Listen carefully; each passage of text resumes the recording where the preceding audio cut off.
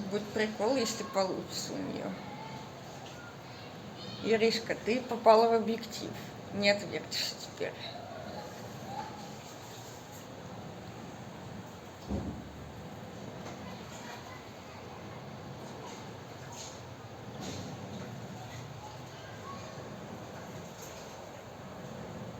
Ой, не снимайте меня, я стесняюсь.